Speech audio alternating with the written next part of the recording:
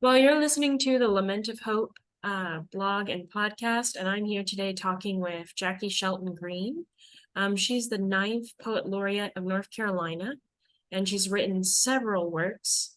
And it's such a pleasure to get to speak with her. We've had many delays and reschedules, but we are finally here, which is such a gift. Jaki, can you share with the listeners some works that you've written that perhaps your most popular ones or the ones that you enjoy the most? Certainly. First of all, thank you very much for the invitation. I'm honored to be considered for your listening audience, number one. I've written 9 publications, and the most recent publication is the most recent publication is I Want to Undie You, which is a book that pays homage to the death of my daughter, who died at the age of 38 in 2009. From 2009 until 2017, as much as I wanted to write about her, I could not write about her, but I finally did write about her. It's a one poem book. It's not a collection of poems, but one continuous poem. And I'm citing it because when I'm writing the benchmark for myself is how am I effectively able to connect with the humanity of other people.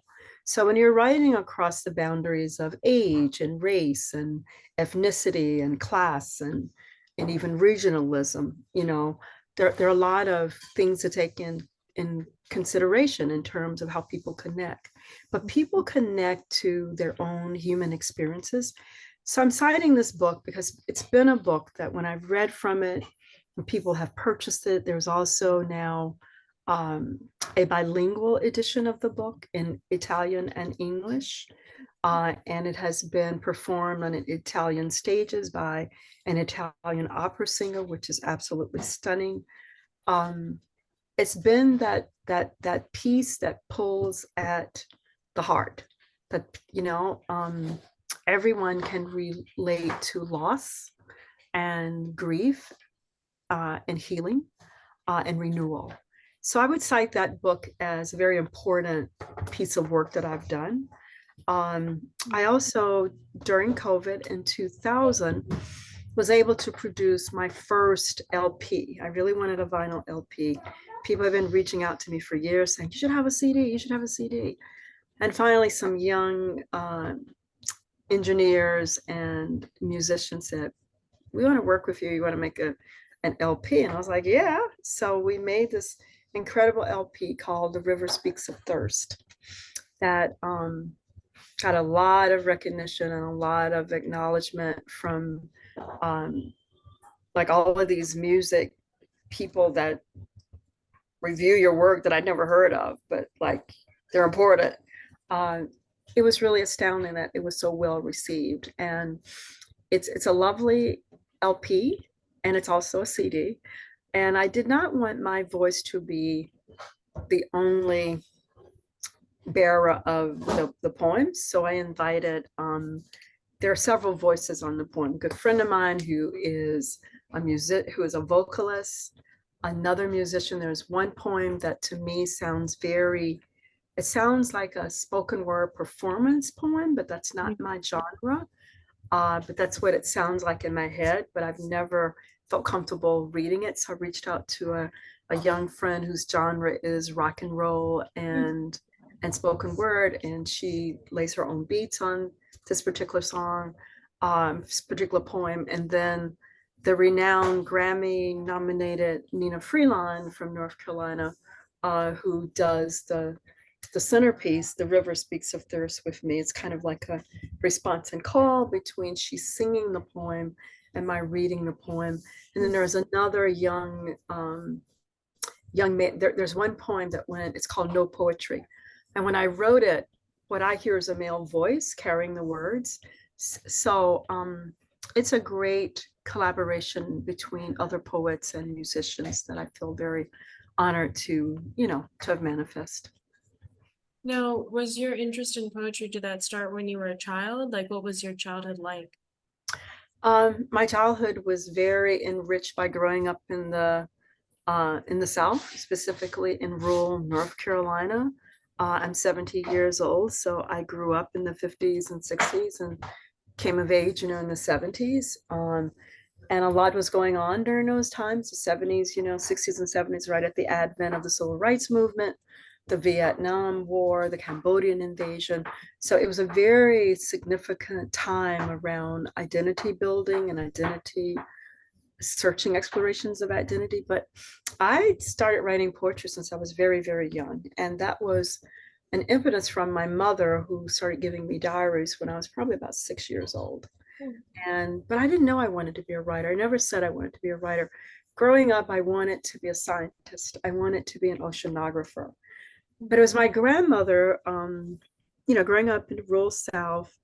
Um, there are two Black churches in the neighborhood that I grew up in, side by side. And you were at one of them every Sunday morning. And I was a very nosy little girl. I wanted to see who was coming in church. I mean, I was very nosy, and I'd look around and I'd make up stories in my head about the people sitting around me. So I knew at a very early age that writers will never run out of material, and that you must be very, very inquisitive. You should have a very inquisitive nature, for your craft. So it starts there. It starts with a grandmother who, to keep me quiet in church, gave me little tiny notebooks. And she said, okay, right, just be quiet. Don't turn around every time the door opens, and just write your little stories. And I did. I didn't know what I was doing, and then when I became around 14, because then, it's not cool or appropriate to be sitting in church writing, I would slip my journals in, or my diaries, and I'd write about what was happening around me, the culture of growing up in a rural South, and just witnessing all of this magic, that continues to show up in my writing, Southern lore, the culture of what it means, Southernism, what it means to be Southern, and what it means to try and create a context for memory. Was there something your mom or dad said to you that has stuck with you, that you have found inspirational in your life? And it could be positive, or for some people there's actually something really negative that stuck with them and it's hard for them to untangle. Well, I remember when I wanted to be an oceanographer, my dad's response was, he said, so you want to be an oceanographer? And I'm like, yeah, because I was obsessed with the Jacques Cousteau show that came on TV every Saturday, and I would sit and watch it, and I was fascinated with the submarines and marine life. And so sixth grade, I remember him taking me outside, and he said, so let's talk about this oceanography thing. He said, do you see an ocean behind your grandmother's house? And I went, no. He said, well, let's walk a little further. He said, do you see an ocean across the road behind Miss Cora's barn? I'm like, no. He said, well, maybe the ocean is hiding behind Miss Jessie's house. And after going through the whole neighborhood, he said, have we ever been to the ocean? And I went, no. He said, do you know where the ocean lives? And I was like, nope. And he said, if I were you, I'd reconsider this oceanography stuff. So I like to tell people that it took me years of therapy to kind of, because I felt like he dashed that. Yeah, it's very dramatic. Yeah, but it was true. I'd never seen the ocean. I'd only seen it on TV, but I knew I was fascinated with it. I knew I wanted to see it. And I think I did get to see it that year in fifth grade. But just every time I think about that, I think about that story, but also think about my grandmother, who really, my mom sings, you can do what you want to do. Like, there's nothing on this planet that you cannot do if you really want it. But it was my grandmother who's very specific about your job is to tell. You will tell the stories. You will write. And I feel like all these years later, I'm really carrying out, it's almost like carrying out the bidding of the ancestors, of they saying, you will do this. And here I am doing it. Never you know what I mean? Like I never had a bucket list that like I want Yeah. to be the poet laureate one day, or I want to grow up and be a published writer. Yeah. But what they always said, my parents, was, you can do what you want to do, but you have to work. Mm. Like nothing, that their big thing was nothing is free. You have to do your part. You have to do the job. And if you do your work, people will see the integrity and the value of the work that you do. Do you have a memory as a child that you cherish? And it's like a time or an event or something that you think of fondly?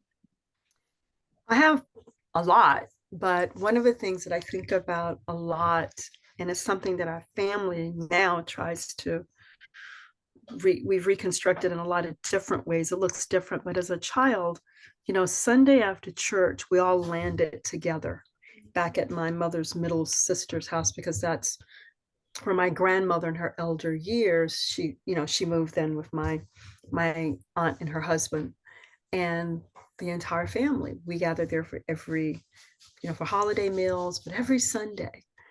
And meals are a big thing now that we carry on. I'm at one of our daughter's houses now. She's making dinner, you know, um, but these intentional, purposeful exercises and gathering, Mm. and making sure that the 5-year-old who's in this house understands the importance of family gatherings and sharing food. And it's about the food, but it's also about being together, and what family looks like, and what it has potential to, to be enlarged with. And that, I learned that at a very, very, very, very young age, of being in a community where our family was no different. That's what the community looked like. Everybody's family on Sunday was gathered at somebody's house. You know what I mean? Like if people came, like nobody came to your house on Sunday, they came to our aunt's house because they knew that's where we were. If any of my friends as a teenager like were looking for me, they would knock at my aunt's back door because they knew that's where we were on Sundays. So I have very fond memories of a lot of traditions that were given to me, a lot of memories that I have been able to bank on, that I write about, a lot of information. You learn a lot of family lore in those gatherings. Yeah, so that's one of the things. I mean, and what it meant in this time of a very electronic, relationship. I was just having a conversation with a young woman, a young high school student, who wrote me and pretty much said, "Hey, I want you to be my senior mentor." And I'm like, I can't do, I don't have time. And like, she lives like 4 hours away. And I said, well, that would look like some kind of Zoom, or, you know, I said, we're hours away. I said, mentoring to me is about relationships, more importantly, one-on-one. Mm. And I said, first of all, I don't have the bandwidth to do it. And if I do it for one high school student, I'd be doing it. I mean, who do well, I do it for you, but I can't do it for you. But I realized that that's what they're used to. That's what this generation Yeah. is used to. She's like, oh, but that would be okay. I said, but it wouldn't be okay for me. I said, it would not be the integrity of mentoring Yep. that matters. You know what I'm saying? I said, it's more than, I said, I'm not sure what you're asking for, but for what you're asking for, you can get that from anybody. Mm. You know what I'm saying? Yeah. Mentorship is a relationship. And and I said, I've had many, many, many, many, many, many mentors. And those are relationships that inform me, instruct me, have directed my life. But they weren't transmitted over a computer. Yeah. And I'm not sure if she understood, but in this time of, this very high technological world we live in, I think it's difficult for a lot of people to create a sphere of family, an intentional. Like I have friends who tell me like, y'all have Sunday dinner. Like I see my family like at holidays. I'm like, but you live in the same city. You're like, we never see each other. We talk to each other. Somebody needs something, but you know, Like we don't really gather. We don't visit like you all have dinner 2 or 3 times a week, or or somebody says let's go out for Mexican night, or yeah. So the power of intention. I forget what your question was, but I would say that being purposeful and being intentional about how you want to show up in the world. What what word do you think describes your life? Would you Mm, say that like intentional? I'm I was just thinking of that as you said it. What do you think encapsulates your life in a word? maybe balanced. Oh, okay. Why would you say balance? That's really hard for a lot of people to achieve. Maybe balanced because as the first African American poet laureate of North Carolina, Hmm. only the third woman, with that comes grave responsibility and a different way of being in this position where all eyes are on you. And the position has created a tremendous amount of work. I was already doing a tremendous amount of work. There's nothing that I'm doing as the poet laureate of North Carolina that I was not doing without that title. Absolutely nothing. I'm just doing more of it. In order to be a professor, have I don't know how many independent projects going on, collaborations going on with people, not just in North Carolina, but all over the world. And right now I have a residency. I have an artist residency at the McCall Art Center in Charlotte in collaboration with a visual artist. We're doing a whole exhibit based on one of my poems that's going to exhibit next year at the Mint Museum. I could not do all of those things and still show up in my life as mother, Hmm. as wife. You know what I'm saying? My mom died in December. So then it was as daughter, care provider to my mom died at the age of 106. She lived with us. So really, like people like I have friends who say, every time you post your schedule on social media, like I get tired just reading it. Like how do you do it? And my answer is very carefully. Very carefully. I stay on top of, like, if I get sick and can't get to my emails for 2 or 3 days, I'm freaking out because I know that they're snowballing now. That's why when I respond to people and they're like, oh my God, I can't believe you called me. Like, I just sent you the email. I can't believe I'm getting a phone call or you responded to my email. I'm like, yeah, I try to stay on top of everything. So that's why I said balance, making sure not only do I have the balance and being able to do all those things, but I am more than a doer. There's also the just being part that you have to make sure that you're being alive, that you're being a mother, that you're being a grandmother, that you're being a wife, that you're being a lover, that you're being all of these other things that are as important as the work that you do. I am not defined by, you know what I mean? Like, there's nothing more wonderful when I go to the grocery store or somebody and that person only knows me as Imani or Segun or Eva's or Mina's mom or Abdul's wife, or Miss Ivory's daughter. Do you know what I'm saying? Because that's the being part of me. That's just being alive. And, so I never want to be usurped by the doing where my full identity is over there. So that's why I say balance is making sure that I'm getting fed as I'm feeding the world. I have to be fed too. Have you found what particular role have you found hard to balance? Like, has there been a time when you found one of your roles that you have in life that you're not pouring in as much as you want to, and how do you gauge that? Well, I miss vacations. We haven't been able to carve out like we were on our way. We were on our way to a 2-week vacation in May when we were carjacked. I don't know if I told you that. So we were on our way the Sunday before Memorial Day. We weren't even an hour away from home. We stopped in Wake County, right outside of Raleigh, at a service station, and we were carjacked. and my husband was physically, criminally harmed by this young man who stole our car. And it was extraordinarily traumatic. So not only did he steal the car, our computer, our phones, all things that we got back, but he stole my vacation. It was like the only time I had. That 2 weeks was like really important because I knew what the rest of the summer, fall looked like. And I had carved out that time to get away and just relax.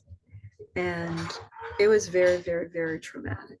So I miss vacations. I probably the biggest thing is um, I'm learning to do this better, is pay attention to my calendar. Like I have a situation tomorrow where I'm supposed to have a lunch meeting with somebody, and I totally forgot that I told my director of my department at Duke that I would speak to his students tomorrow. And I'm like, oops. And it's back to back. And I'm like, I could do both. And I'm like, but it would make you crazy. So, when I get off with you, I'm going to write this woman and just say, hey, apologies, but I need to move this lunch meeting just so I'm not making myself crazy. So that's, every once in a while I get in a situation where I've not thought it through, where I'm like, oh, I got plenty of time to get somewhere. And then like I make it work, but people have no idea internally the frazzle, the stress. Like my friends say, you make everything look so effortless. Like, we know you've been traveling all week, then you show up at this thing and you stand up and you have all this energy. And I'm like, yeah, but you don't know. I slept 4 hours in the car driving home from that other venue. I am totally exhausted, but red lipstick fixes a lot of things. Pretty dress and some red lipstick sometimes just gets you through. So I would say sometimes I get a little off kilter with my time management. What do you think has been the hardest thing that you've been through? It's interesting because this year seems like so many obstacles and blockages one after another, which is, I mean, for me, is when that happens, it's really discouraging. But what do you think has been the hardest season for you, and how did you work through that? So the hardest season in my life was perhaps my daughter's death, even more so than the death of my parents who died. My father was younger than me when he died, but he was 55 when he died. My mom lived to 106. The elders in my family have lived long lives. But my daughter, I just like, she wasn't supposed to die at 38. Just a lively, lovely human being, that's been the most challenging too. And then I got deathly ill. So she died in 2009 and 2011.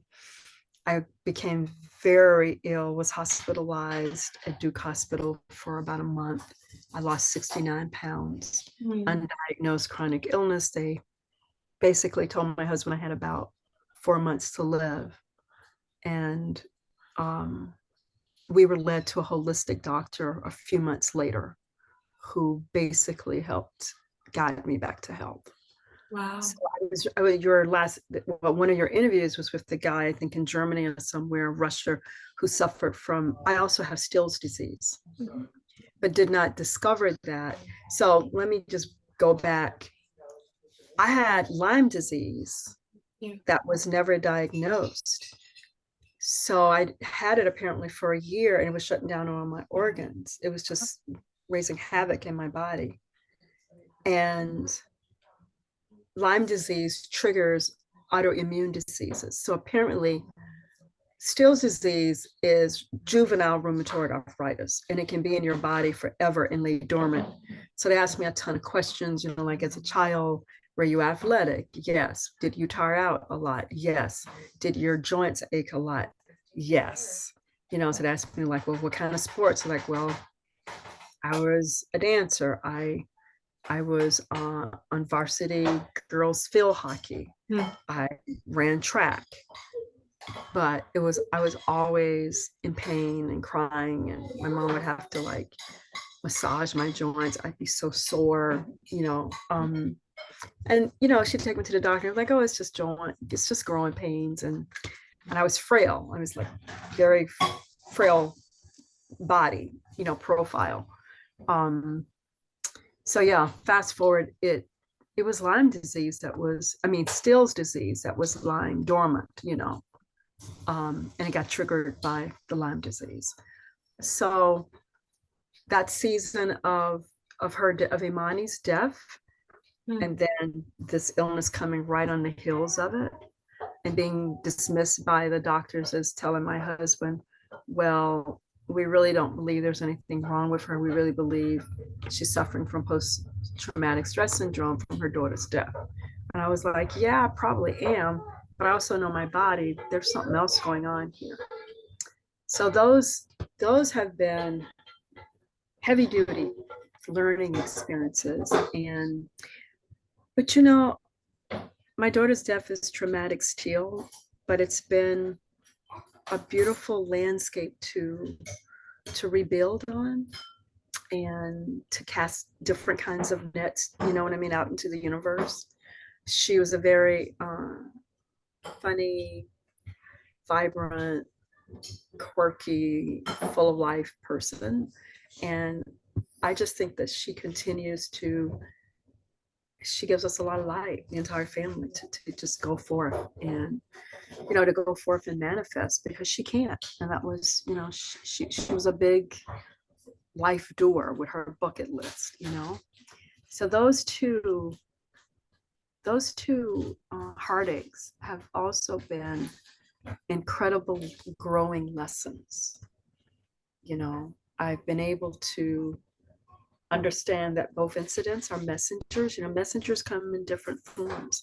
Sometimes there are people who bring us messages, lessons, but sometimes there are experiences and incidents.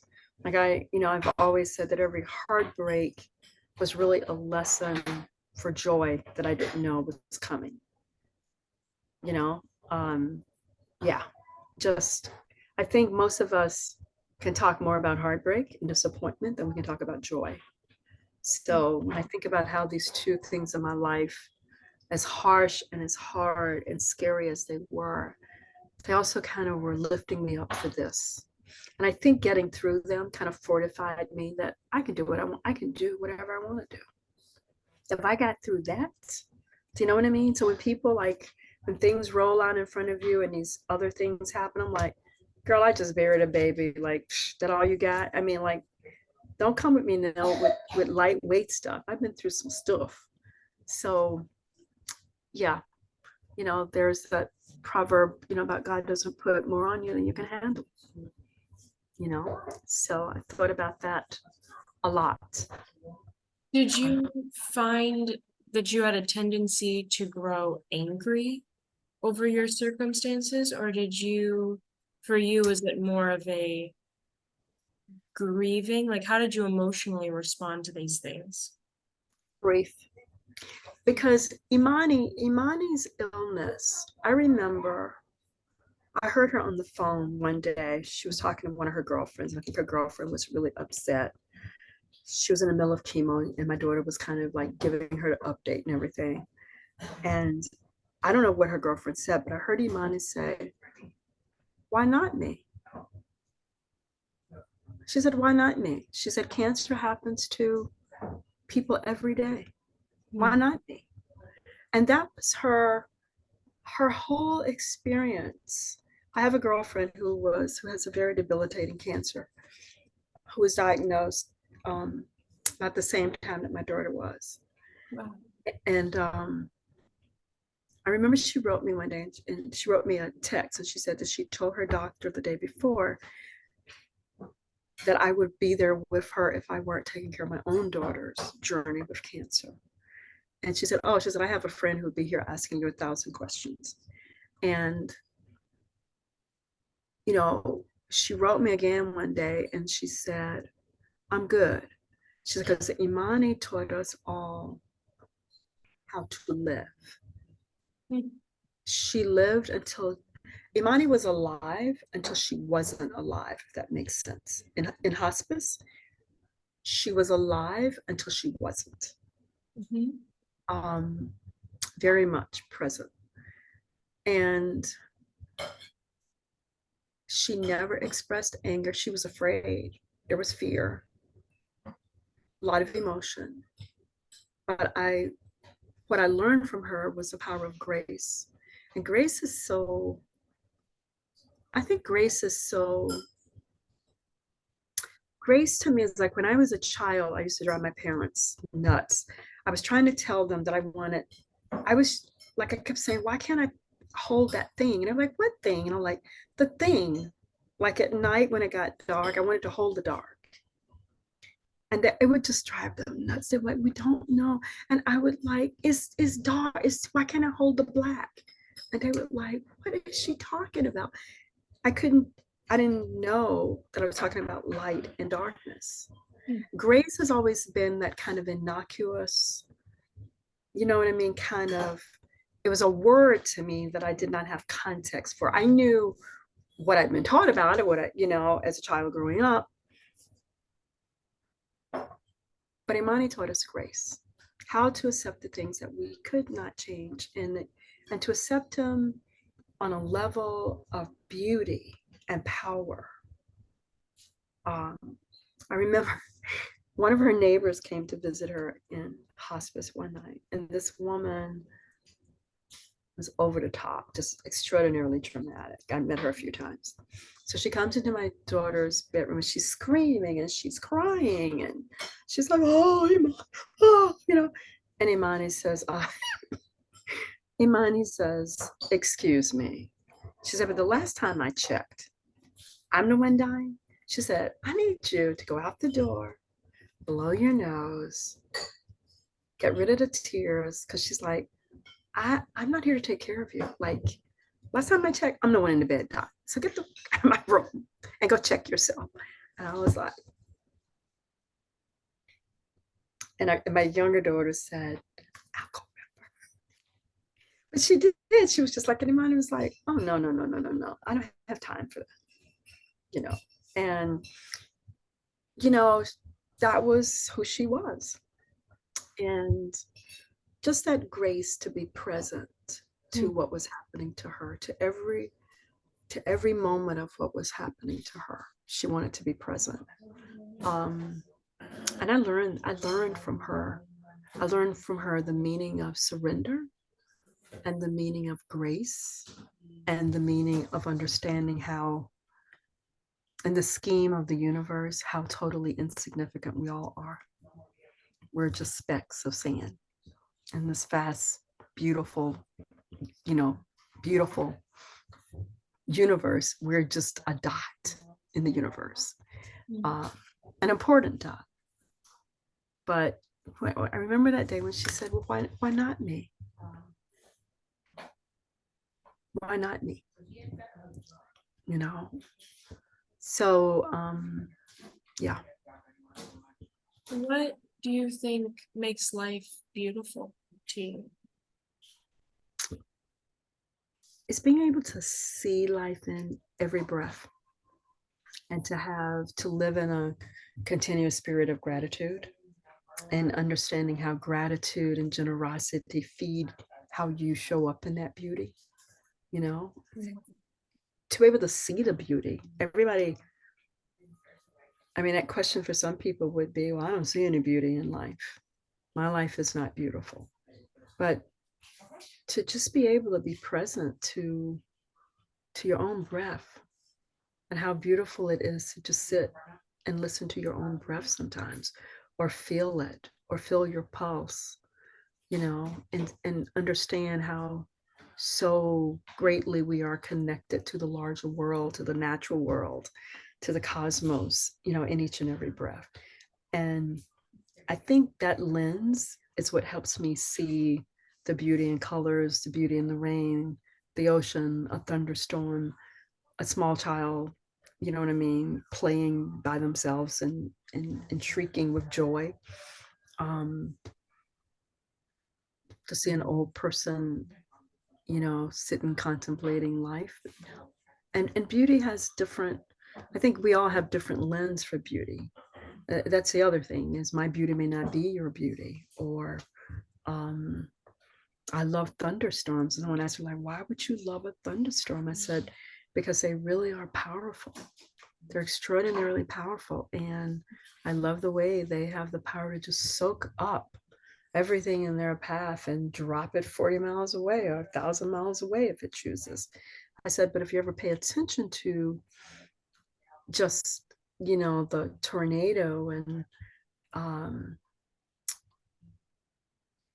the, how visceral it is and the physicality of a tornado, there's so much beauty in it. Just like there are people who are like, the ocean is beautiful, but I have deep respect for the ocean because the ocean also has moments of anger. The ocean can be very, very angry and very sinister. It can also be very seductive, you know? So yeah, so one person's beauty is not necessarily someone else's beauty. Art to me, there's more art in the natural world than is in all of the magnificent museums in the world. The beauty in the natural world is a cathedral of art. More so, you know what I'm saying, more so than going to Italy and seeing all the frescoes or, yeah. So, yeah, I think that's a very personalized question for different people. What, and this is also a personalized question, so this is going to be different for everyone. But what is the meaning of life to you? You've experienced life for a long time, 70 years, way longer than me. What have you found in your journey? What does life mean? I've never like really, that question doesn't really resonate with me. Like, what does life mean? I think sometimes I find myself thinking about what it doesn't mean. Um, it means so many things on so many through so many. It's so layered. That question is so layered. What does it mean to be a part of a family? What does it mean to be a part of a community? What does it mean to go to school and make friends? And that's another life. Like every moment of your life is a novel. I mean, if you wanted to write your memoir, to me, well, we know that's what memoirs are made of. People kind of categorize them beginning with childhood through their elder years or whatever. They do their college years, they do their relationships. But I think about, what would someone who lived in a cave for 100 years write, who might not even be able to write? What does life mean to them, who maybe just sat looking at the same clay floor, right, for 100 years, or only spent their life foraging for food? So I think the question itself sometimes to me becomes almost an elitist question. If that makes sense, is a very Eurocentric kind of question to me, because I think life has different forms, and I have friends that who would say to you, well, which life do you want me to talk about? Like, which life form? Because I was here before as a bumblebee. So you're like, which life form? You know what I mean? Do you want me to reference right now? I think that some of us have lived several lifetimes inside of a life. I feel like that sometimes. When I think about growing up as a brown girl in the South during an era of segregation, going to segregated schools, watching the South change, watching the world, watching the United States change around race relations.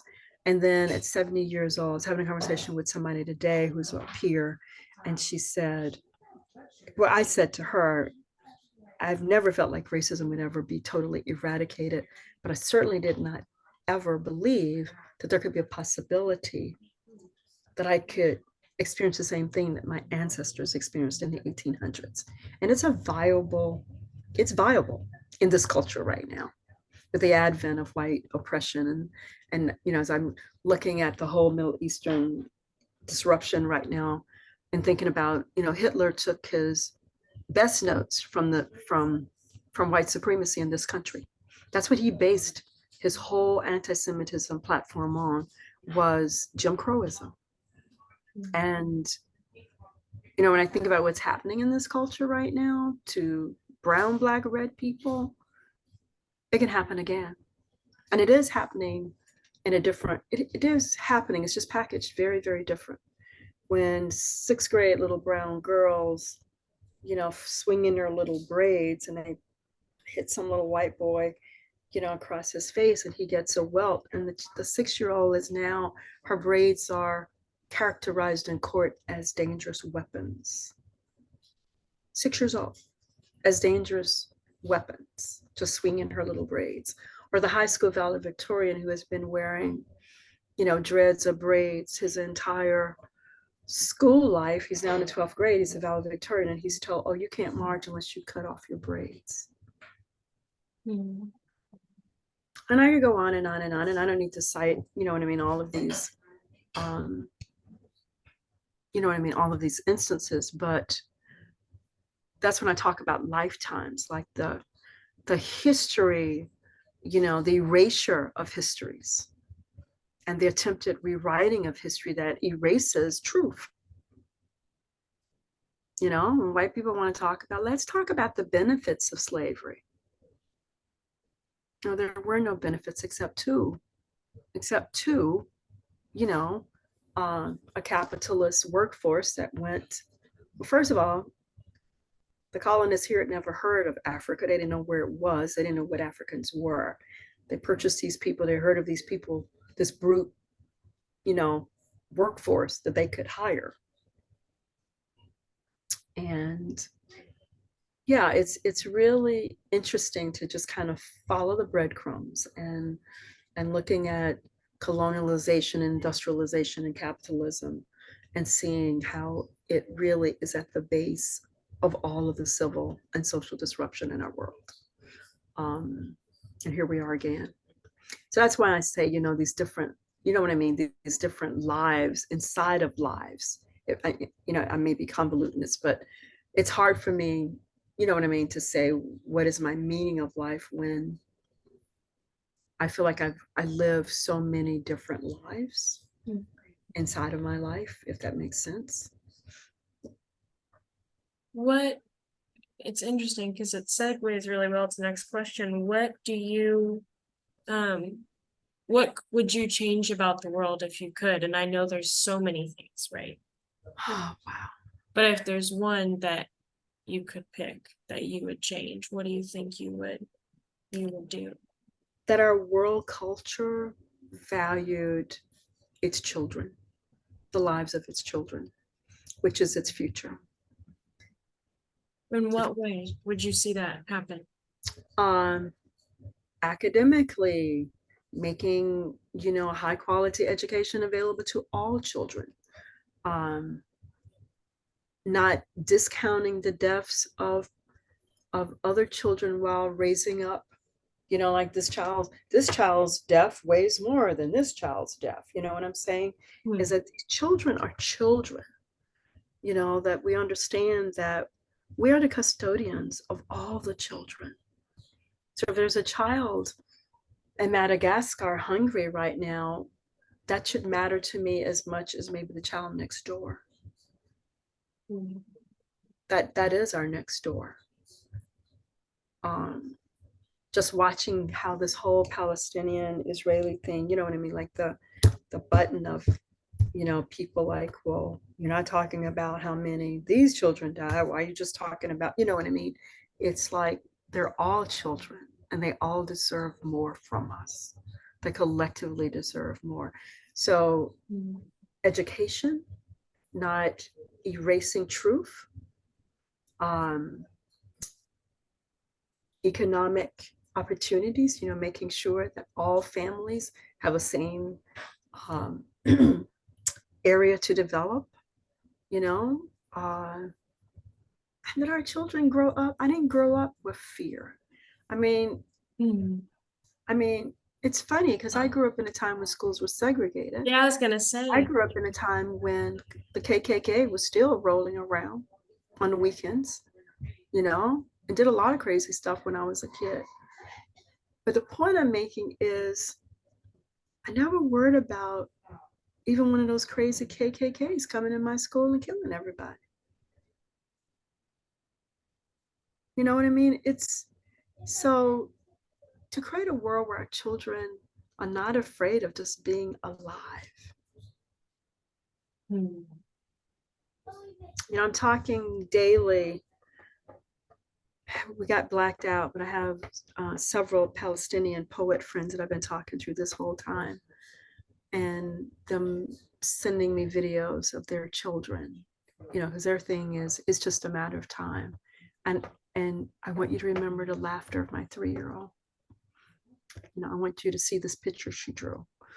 Even, like there's joy in this refugee camp, sending me photographs of their homes on the ground, just rubble. Very celebrated Palestinian poets. And realizing that this is the first time in my life that, when I'm talking to somebody who's talking to me about their imminent death. You, you know, um, yeah, that's different. That's that's very different. Or sending me a picture of their nephew who was alive on Monday but dead on Wednesday. A video of him play of the kids playing together. That's different. That's a whole other realm of consciousness. Yeah. That's even different than anything I've experienced. I've as a child growing up, I can remember a time during segregation when Black people were working hard to desegregate public schools in North Carolina, and they were having like these private, meetings in churches. And one night, a lot of people at the church for this meeting, and a neighbor slipped through the black door, and he said, "Y'all can't come out." He said, "We can't go outside." And they were like, "Why?" He said, "We're surrounded by the KKK." He said, "Our white men, like in the woods, they're all over the place with guns." And I have distinct memory of my father turning over the pews in the church. It wasn't but like maybe about 6 kids in the church. But I remember my father took off his coat. Like all the men took off their coats. They put us all together under like 2 pews, like face down over us. And I remember my father said, "I don't care what you hear. I don't care what you see. You do not come out." And he was like, he was like, "Jackie, and I was like, how when you're a little kid, it was like, and we slept there all night. All night we slept in the church, afraid to go out. And I guess the next morning, some men from the neighborhood came and said that we could come out. And I remember, a Black minister who was kind of a real leader around desegregation. There was a cross burned in his house one night. Not in his house, you know what I mean, in the front yard of his house. Yeah. So I'm just saying that even those things were very horrific, and I still remember the fear, but this is like, yeah, it's different to be a citizen of the world. It's also a very humbling experience to bear witness. And I think bearing witness to everything that's unfolding in our world, we have a responsibility to that witness. Witness does not come without responsibility. It seems though like your parents didn't foster fear. Like if there's a fearful situation, then of course it's like, okay, so this is what's happening and this is what we ought to do, which is the healthy response. But now, I mean, I grew up in a very fearful home, but also just I think a lot of my generation in general, I mean, you scroll through Instagram and you're seeing all the videos of what's going on in the world, and all these awful scenarios and skits and videos of things that can happen to you. And I was even talking to another actress the other day, and she said that you have these instances where, women are so afraid to just walk. And there's, instead of equipping and then being like, okay, enjoy life, caution, but you enjoy life. Right. Now it's like all of these things all of this can happen to you, and it's so overwhelming to the point where it's like, why even try doing anything? Exactly. And you hit a point, because I think also fear is also very marketable.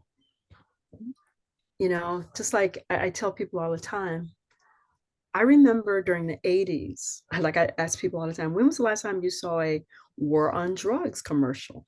I said, but during the 80s, we saw that commercial all the time of the egg and the frying pan. This is your brain, remember, on crack. Because drugs were necessary for our economy during that period. Drugs were very profitable. So the war on drugs was just bullshit. It was just a farce. We needed those drugs. Mm. Racism is marketable. Sexism, marketable. Ageism, all we have to do is look at marketing companies. All we have to do is look at commercials. Do you know what I mean? Mm-hmm. Everything we experience, our fear is marketable. It gets sold back to us. And what does it do? Just manifest more fear. And more money for the people who are going to be less fearful. So if we understand, you know what I mean, how we live, and also the relationship with life and death, and just the cycle of life itself. My father used to say, if you're afraid of dying, you're afraid of living, because you're spending good life worrying about dying instead of being alive. Yeah. And I used to think about, at first I didn't understand it. Like, he's like, that's what we came here to do. We're going to die. It's supposed to happen. Like, we're part of the natural world too, and we have to return. And we're so consumed by the things that we've been able to buy that create an identity for us. We get the right house, we get the right address, we get the right guy or the right woman, our kids are in the right school, we got the right car, all of these markers of success or progress. And I hear so many young people, young friends, because I have a lot of young friends who are like, well, Miss Shelton Green, I feel like, all my friends, they're more successful than me. Like they own, like my friend's 30, this is her second house. And I'm like, but is that your measurement? Oh, and like, what else has she done? Like, okay, if that's her jam, that's fine. Just the thing. But you can't measure yourself by that. Like, you don't have a house because you've not wanted a house. That's not been important to you. What's been important to you is you want to be an artist. And you've been trying to create a world for yourself in a forest of how to be an artist. So you can't measure your success by somebody else's. I won't even call that success. It's just what their life looks like. Right. You know what I'm saying? We are so conditioned in this culture by the things that dictate what, you know what I mean? Like, this is what success looks like. This is what it doesn't look like. I get so every day, writer people I know, oh, I just had 4 more poems accepted. Oh, I mean, it's like all they talk about is, and I'm like, why is it so important that you have to keep telling? Do you know what I mean? That it's so important for you that other people know that you just published 4 poems. Like, can it be enough for you? Like, why are you really writing? Are you writing to say, look at me, see what I did? Or are you writing because your spirit tells you cannot write? My spirit tells me I have to write. My writing is my yoga. It's the next breath. And I know I would perish without it. That's what my art is to me. So I rarely talk about accolades or stuff like that. Rarely. They're important to me. I'm grateful. I'm proud of those things. but they also don't totally validate who I am. Right. Well, Jackie, I mean, I so appreciate your time. You've spent so long with me. Just to wrap up, how would you encourage aspiring writers, people who love writing, and maybe not even similarly to what you said, it's not so much about what they achieve as it is loving doing it. How would you encourage them as you've walked this writing journey for quite some time? Well, the first thing that I've been saying to people, it doesn't matter how old you are, where you are, is create a relationship with your craft. Mm. You know, like the same way you have a relationship with your neighbor or your parents or special person in your life. When I ask people, what's your relationship with your writing? And they're like, what are you talking about? Like I said, what's your relationship with your writing? Like, can you call her into the dining room and have a cup of tea? Does she go on walks with you? Does she wake up with you? Can you tell her, I'm really busy right now. I'll be back later. Like, what is your relationship with your craft?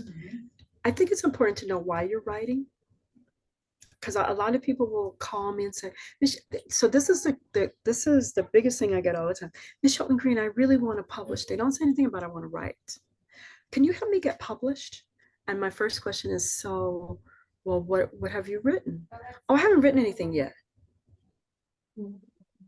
Well, what do you think you want to write? I'm not sure yet. I just want to get published. Because we buy into a lot of the stereotypical, um, like, I mean, even as a kid, not a kid, in my younger life as a writer, I had these really grandiose kind of images of what a writer, you know, like all my wealthy friends, they had a cabin in the mountains or they had a beach house. So they went off to write their next novel and I, I've always been a working class writer, always been a working class writer. I've always had to have a job. Until this time in my life, I've never been able to do my craft as an artist. It's been in addition to having to have a 9 to 5. Mm-hmm. So I had bought into that. Oh, well, I'm not successful because I don't have a beach house and I don't have this and that.